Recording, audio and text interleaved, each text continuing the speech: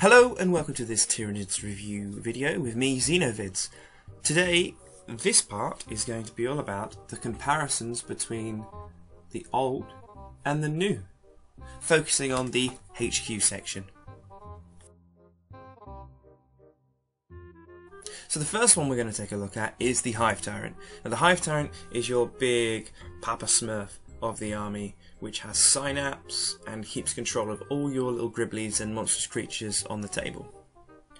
So in the old codex, the Hive Tyrant was around 170 points and came with a large amount of upgrades. The new Hive Tyrant is now 165 points, so he has gone down in price, has option to the same upgrades as last time, but some of them have changed. The big difference that people will see is winged Hive Tyrants have become cheaper as well. So for 165 points you get Hive Tyrant, which in comparison has the same weapon skill of 8, a ballistic skill of 4 when previously had 3, strength 6 and toughness 6, 4 wounds, initiative 5, 4 attacks, leadership 10, armor save 3, which are basically the same, if not got better. Now he's a mastery level 2 psyker, comes with 2 pairs of scything talons standard, so you are going to have to upgrade him. So 5 points in difference. It's okay, it's okay. He has Shadow in the Warp, which I explained in my special rules video, and he's a synapse creature, so 12 inches of synapse. He can produce psychic powers from the Hive Mind psychic powers, and he can have various upgrades, which include Indescribable Horror, Old Adversary, and Hive Commander for 10 points, 15, and 20. You can also give him a tail biomorph. Now in the upgrade section of the Tyranids Codex you have various different tails, some stronger than others, such as one gives them a strength 8 unwieldy attack and others are strength 4, AP 4 rending. It's an extra attack essentially. Now I don't know if it changes, like in the Chaos Space Marines, if you give a Black Mace, which is an AP 4 weapon, to a Demon Prince, it becomes AP 2. We'll have to wait and see. And also you could put wings on your Hive Tyrant to make him a flying monstrous creature. Now before, the wings cost you 60 points, and now they only cost you 35 points, which is great. But you used to be able to give him Armoured Shell, which made him a 2-up armor save. You can't in this edition. So going to the Hive Tyrant's actual section, he's a monstrous creature character, and if you give him wings he becomes a flying monstrous creature. Now the upgrades of Hive Commander, Indescribable Horror, and Old Adversary are as follows. The Hive Commander: for each Hive Tyrant in your army with this upgrade, choose a single troop section from the same detachment. All models in this selected unit gain outflank. So you could have a unit of outflanking warriors. It's interesting. You can have 2 Hive Tyrants with their Tyrant Guard and the Swarm coming up. And then you can have 2 units of warriors coming in from the sides. You could have a Tyrion Prime coming up from below. So it gives you a bit more flexibility for movement and areas on the board you want to place things. Indescribable Horror. Units taking a fear test caused by this model must roll an extra dice when taking the test and use the highest 2 results. In most circumstances this would mean the unit rolls 3d6 and discards the lowest dice roll. Now, monstrous creatures in close combat have the Fear special rule, where you have to take a leadership test, and if you fail you become weapon skill 1. So that's not bad. Old Adversary. This Hive Tyrant rerolls all failed to hit and to wound rolls of 1 when fighting in close combat. Now I think it was he got preferred enemy in the old run, but now it's just failed to hit and to wound rolls of 1 in close combat. It's okay. I mean, you're a close combat army, so that's not bad as well.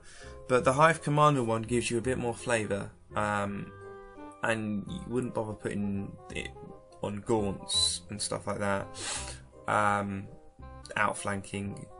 But also you could make a Turgon a troop's choice and give that outflank, so you can then have a Bertha coming on in outflanking, which isn't too bad.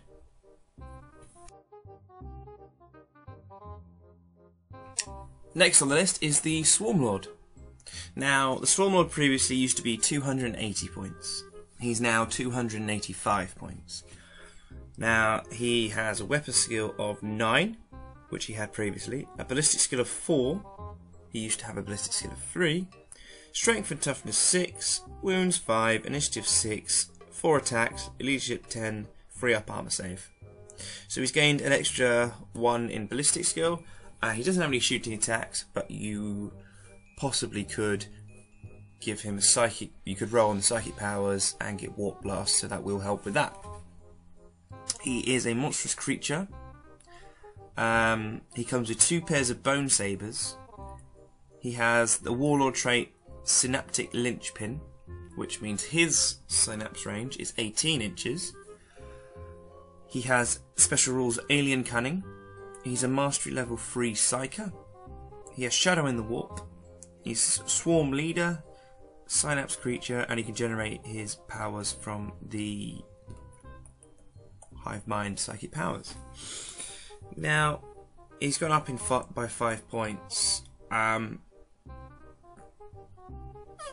few people are annoyed this has happened, I've seen, but I was running Winged Hive Tyrants in the previous edition around this points value, so I'm used to having monstrous creatures that are costing me quite a lot of points. So let's see what he's actually got. With Alien Cunning means whilst the Swarmlord is alive, you must add 1 to your reserve rolls. So any reserves you do have, they're going to be coming in on turn 2 on a 2-up essentially. At the beginning of your turn, choose either the Swarmlord unit or 1 friendly unit from the Codex Tyranids within 18 inches of the Swarmlord. Then choose one of the following special rules. You can give them Furious Charge, Monster Hunter, Preferred Enemy. You choose one of these, and then that chosen unit has that special rule for that turn. Pretty good. So, if you're going to charge something, give them Furious Charge. If they're already in combat, Preferred Enemy, or shooting, Preferred Enemy. Monster Hunter, not sure how effective that would be, but the Swarmlord generates its psychic powers from the Hive Mind, so he's a mastery level 3, so he gets 3 of them. Bone Sabers, he comes with 4 essentially sword sabers things. The Swarmlord has 2 pairs of Bone Sabers, which, if I read correctly in this book, there's a difference with the melee weapons. What used to happen if you had a pair of Scything Talons, for example, or a couple of pairs, you could reroll ones. Now in the melee section, it states, I'll find it actually, because I looked at this. Designer's notes. Tyranid melee weapons come as pairs. For game purposes, each pair is treated as a single melee weapon. This means that Tyranid models must fight with 2 pairs of any Tyranid melee weapons to gain a bonus attack in close combat for fighting with 2 weapons.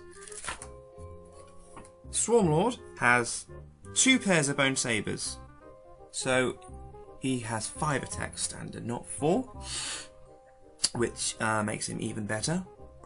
And what these are the strength of the user, so they're strength 6, unless he gave himself Furious Charge, then I think you get +1 to your strength. They're AP 2. They have Blade Parry and Instant Death special rule. And the Swarmlord, the Blade Parry ability is he has a 4-up invulnerable save in close combat. I think it's good. 285 points. you're getting a beefed up Hive Tyrant with extra Synapse ability, an extra Psychic Mastery level. He can add things to your reserve roll. He can give other units special abilities, and he has AP2 instant death swords in close combat. 285 points is pretty steep, but I think it's quite good.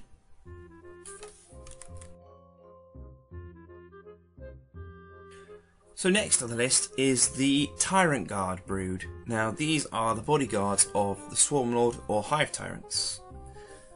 They do not take up any of your HQ slots. They come in addition to him if you pay the points. So in the previous codex, the Tyrant Guard brood were 60 points. They are now 50 points. Games Workshop did release new models for them, so they want to sell them. Now, what do you get for your 50 points per Tyrant Guard? You get it's an infantry model, not a little monster.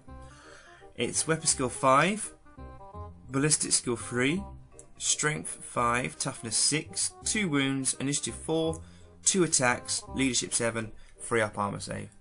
So it lost an attack, but it's gone down in points by 10. It has standard, rending claws, and siphoning talons. It has the blind rampage special rule, instinctive behaviour, feed, shield wall, and very bulky. Now you can have up to 3 in your brood, so 150 points for 3, 100 points for 2. I'd probably go with 2, or if you're doing big points, 3 of them. With Swarmlord, probably 2, I would say. You can give it Crushing Claws for 20 points, Lash, Whip, and Bone Sword for 20 points, Toxin Sacs for 3 points, which I think give them Poisoned, and Adrenal Glands for 5 points, which I think now gives them Fleet and Furious Charge. But why you'd give them Fleet if you're... Unless monstrous creatures get Furious Charge. I'm not too sure why you do that. Anyway, they're on page 46, so we'll just go over to their section and see what their rules are. So they have the Tyrant Guard has a blind rampage. If a Hive Tyrant or Swarmlord is killed whilst part of the unit with the Tyrant Guard, from the end of that turn, the surviving Tyrant Guard have the Furious Charge and Rage special rule for the remainder of the battle. It makes sense because they're designed wholly to protect the Hive Tyrant. If it doesn't happen, then they will go a little bit crazy. A single Hive Tyrant or Swarmlord may join a unit of Tyrant Guard exactly as if they were an independent character.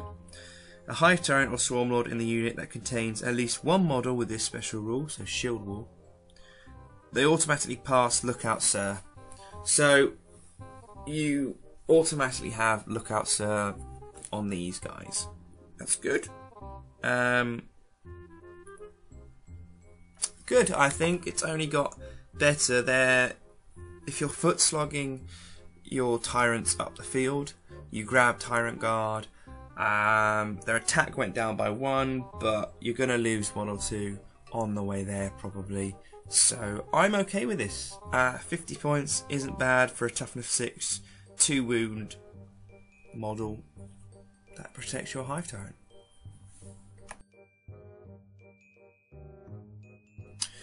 Next on the list is a surprise for absolutely everyone. Old One-Eye. Yes, Old One-Eye, who has, I think, always been a heavy support option, is now a HQ. No, he is not a Synapse creature. So, you're now having options not to have Synapse creatures in your HQ section, whereas before, that didn't really happen. It's imperative to have Synapse in your army. If you do have Old One-Eye in as a HQ, I would probably suggest having an army of warriors and Turgons as well to make up for their Synapse. But Old One-Eye then, he used to be a heavy support, and he used to be 260 points. He's now 220 points, so he's lost 40 points in being a HQ man. Let's look at his stats. Weapon skill, ballistic skill 3, which he had before. Strength 10, toughness 6, which he was before. 4 wounds, initiative 2. He's gone up by 1. Initiative. Attacks 4, leadership 8, 3 up, armor save. Same as what he was really, bar he's can extra initiative. He has adaptive biology, the warlord trait, which means if he loses a wound, he has feel no pain for the rest of the game. He's got crushing claws, which is +1 to your strength and unwieldy. So he's strength 10. That's why he's strength 10, because normal Carnifex is a strength 9. Scything talons, which are nothing. Fresher scythe and regeneration. Now, regeneration in the Tyranids Codex is very different. Regeneration now is if you lose a wound, you then roll a d6, and if you roll a 4 up, you gain 1 wound back. Special rules: Alpha Leader, Berserk Rampage. He's fearless, but being a monstrous creature, he is fearless anyway. Instinctive behaviour is feed, and he is a living battering ram. Before, most of the things are the same. So let's take a look at his profile then. Having the big daddy of all Carnifexes as your HQ choice, you get Alpha Leader. Any friendly unit within 12 inches of Old One Eye can choose to use Old One Eye's leadership for any morale or leadership test they are required to make. His leadership is 8. Doesn't sound amazing, but on 2d6 the average is about 7, so 50% of the time, maybe a little bit more, you're going to be passing any leadership if you use him. And Gaunts with a leadership of 8 is always better.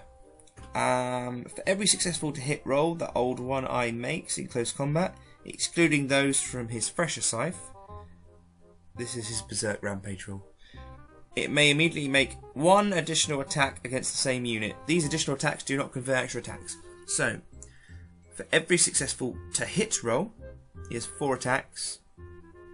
Weapon skill 3, you're going to be hitting average 50-50, so 2. So you'd get an extra 2 attacks. Okay, not bad. Living Battering Ram is the Carnifex special rule, which has been rumoured for a while, and I'm so glad they put it in. Basically, Living Battering Ram is, it inflicts D3 Hammer of Wrath rather than just 1. Yes, they are AP dash, but they are strength 10 for Old One Eye. So if you rolled a 3, you have 3 strength 10 attacks, and then on average 4 strength 10 AP2 attacks. He also has the Fresher Scythe, which I think is another strength 8 AP dash attack. So a lot of attacks on Old One Eye. Great. He's got the 4 up regen, getting 1 wound per turn. Feel no pain. Good. Different. Didn't see this coming. But again, if you want variety and something crazy on the board, this is your guy.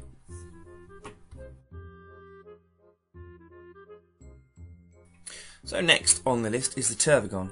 Now the Turgon was a HQ unit in the previous edition, but you could make him a troop section by having 10 Termagants. This one is exactly the same, can be moved to the troop section, but you have to have a unit of 30 Termagants. Now previously he was 160 points, he's now 195 points. You're paying more for him than you are a Hive Tyrant. Let's see what he's got. Compared to the last edition, he's got weapon skill, ballistic skill of 3, strength 5, toughness 6, 6 wounds, initiative 2, attacks 3, leadership 10, 3 up armor save. So the only difference is he's gained 1 in initiative. He comes with a Stinger Salvo, Scything Talons, So now Stinger Salvo is 18-inch, strength 5, AP 4, 4 shots. And Scything Talons. He's got Brood Progenitor, Psycho Mastery level 1, which he takes, chooses power, well, generates powers from the Psychic Hive Mind. Psychic section. Shadow in the Warp, Spawn Termagant, Synapse Creature, Synaptic Backlash. He can take Biomorphs, which are the upgrade system for the Tyranids. You can also replace his Scything Talons with Crushing Claws for 15 points, which would bring it up to Strength 6. And replace his Stinger Salvo with Cluster Spines, which would give him 18-inch, Strength 5, AP Dash, Large Blast. Okay. Let's go to his section on page 48. So, his Termagant's spawning special rule has changed a little bit. But he's got Brood Progenitor. All Termagants in units within 12 inches of the Turgon have counter-attack special rule. It's okay. Spawning Termagants at the end of the movement phase. So that's changed. It used to be at the beginning. At the end of the movement phase, a Turgon can spawn Termagants, even if it is locked in combat. If it does so, roll 3d6. This is the number of models spawned. Place the new unit of Termagants on the table so that it is within 6 inches of the Turgon. Models in the new unit cannot be placed in impassable terrain or within 1 inch of an enemy model. If you cannot place some of the models due to the restrictions above, or because you've run out of Termagant models, discard them. The spawned unit cannot move during the movement phase in which it is spawned, nor can it charge, but it is free to shoot and run. A unit spawned by Turgon is identical in every way to a Termagant unit chosen from the troops section in the army list and is treated such for all mission special rules. Models in the spawned unit are armed with flesh borers and may not purchase options. Now the reason it puts this is because in this edition you can have a unit of Termagants with flesh borers or I think spine fists or spike cannons and mix and match them as much as you want. But the gaunts you spawn here are just the normal flesh borers. If any doubles are rolled when you are spawning, you deplete your resources and you can't do it anymore. Now the big kick in the teeth, other than the points increased, is Synaptic Backlash. If a Turgon is slain, roll 3d6 before removing the model as a casualty. So say you roll 4, 4, 4, that's 12.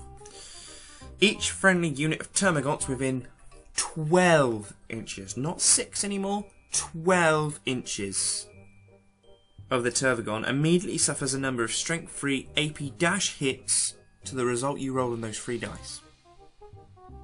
Cover saves may not be taken against these hits, and wounds are allocated as per shooting, so the nearest ones would be killed first, with the Turgon as the firer. After all Termagant's casualties have been removed, if any, remove the Turgon from play. So you do get your armor save, but 12 inches. These aren't just Termagants you've spawned, they are any Termagants. So if you were taking Termagants, I would put them near Hormagants and away from your other Termagants. In fact, don't have them anywhere near. Don't even think about it, because if this creature goes down, you're going to lose a lot of gaunts.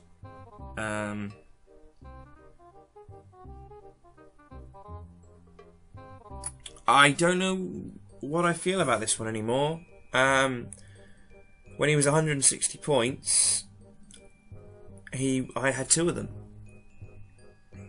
And now, at 195 points, it's getting a little bit crazy for what it actually does. It was a good unit. I felt it was decently priced before. I mean, it's not going to win many much combat with 3 attacks and a weapon skill of 3. He's not going to shoot a lot of things with a ballistic skill of 3.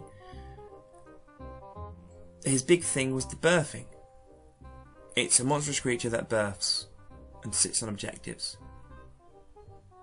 Well, now it's 200 points to that and has more likely chance of exploding your own termagants that are further away.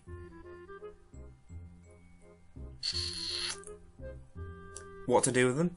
Warhammer 40k is predominantly a game of objectives. So sit the Turgon back on an objective and spawn your termagants. Just stay there. That's all I can see him for. And 195 points. Is that worth it to get 1 victory point? I don't know. I just don't know anymore. Next on the list is the Tyranid Prime. Now, this went up in points as well. The Tyranid Prime is a warrior who is on steroids essentially. He's a super warrior man, and you used to be able to have him as a cheap synapse creature, and you could, in lower points games, he'd be really viable, or even in the bigger points games, have him with your warriors, and you can run around the field and not really care because he's a little bit better than the others. He used to be 80 points. He's now 125 points. He's only 40 points less than a Hive Tyrant. What has he got? Now, he used to have a weapon skill of 6. He's got a weapon skill of 6 now. He's a ballistic skill of 4, which is the same. Strength toughness of 5. 3 wounds. Initiative 5. 4 attacks. Leadership 10. 3 up armor save. Exactly the same. He comes with a Devourer and Siphoning Talons, which he came with before. He's got Alpha Warrior. He's a Synapse creature, very bulky, independent character, Shadow in the Warp. Even though he's a Synapse creature, he doesn't have a Psychic Mastery level. You can take Flesh Hooks for 5 points, and he has access to the bioweaponry. Let's have a look at his section and see if you can work out why he's gone up in points. So, Tyranid Prime, Alpha Warrior. All Tyranid Warriors or Tyranid Shrikes in the same unit as the Tyranid Prime.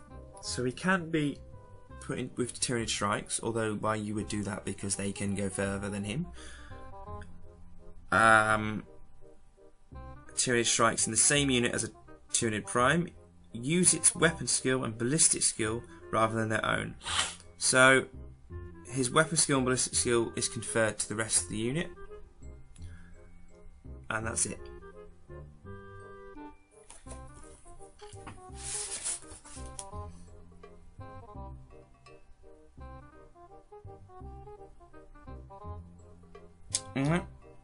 You can't give him wings, so why you put him with Shrikes, I don't know. Okay, so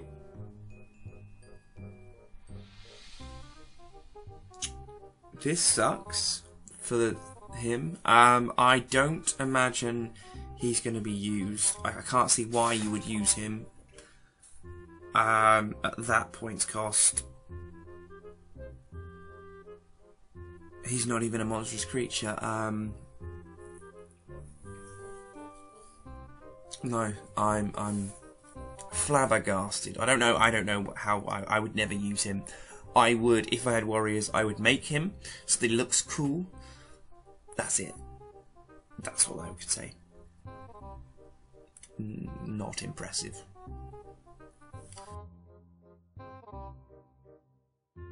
So next on the list is another shift. It is the Death Leaper. Now the Death Leaper used to be in the elite section. He's now a HQ unit, but again he's not a Synapse creature. In the previous edition he was 140 points. He's now 130 points, so he's gone down 10 points. He's got weapon skill of 9, ballistic skill of 3, strength 6, toughness 4, 3 wounds, initiative 7, 4 attacks, leadership 10, 5 up armor save. He had that in the last edition. So he has Rending Claws, Scything Talons, Flesh Hooks, Mind Eater Warlord trait, which, off the top of my head, I can't remember. Let's have a look. Mind Eater. Your army gains 2 victory points for each enemy model with the independent character special rule that your warlord kills. So he is a death assassin of doom. He's got Chameleon Skin, Deep Strike, Fear, Fleet, Hit and Run, Infiltrate, Instinctive Behaviour, Lurk, It's After Me, Move Through Cover, Pheromone Trail, Stealth, Very Bulky, and Where Is It? Now what does all these mean? The Death Leaper. So he has the... It's an inventory model. It's After Me. Nominate an enemy character at the beginning of the game and roll a d3. Whilst the Death Leaper is alive, the model's leadership is reduced by that result. That's pretty good. So you basically decide at the beginning of the turn who is the HQ that you just don't like. Probably your enemy's warlord. So you do that. That'll be annoying for Psychers. That'll be annoying for a lot of low leadership models as well. And where is it? Enemy models can only fire snapshots against the Death Leaper.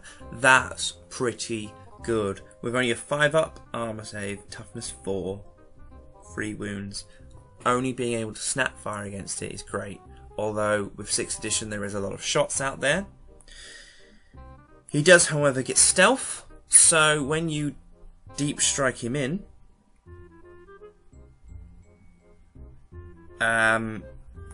I would say deep strike him near woods, run into the woods, he gets stealth, and they're snap firing, so you're generally going to get some saves against it.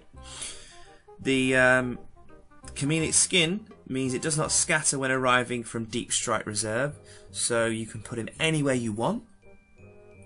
You can even put him behind a building near the Warlord. Get him really scared. Now, he's got Pheromone Trail, which means if a friendly unit from Codex Tyranids arrives on the battlefield via Deep Strike, it will not scatter, so long as the first model in the unit is placed within 6 inches of a model with the special rule.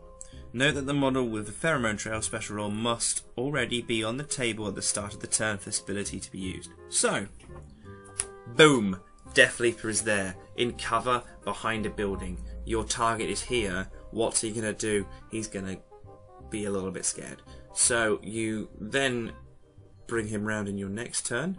Oh look, you've also rolled in a Tyrion Prime or a Morlock, or outflanking warriors are doing things, I don't know. Death Leaper is interesting. He adds something different. He's the super assassin that can affect your enemy's warlord and can also help your reserves come in more accurately. That's his role. So, if I have to give the HQ section marks out of 10, I would say the Hive Tyrant is great. The Swarm Lord is great. The Tyrant Brood is great. Old One Eye is interesting. It's probably going to be a while before people understand his role.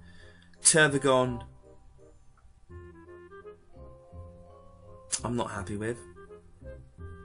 I don't understand such a points increase and such a kick in its ovary sacs.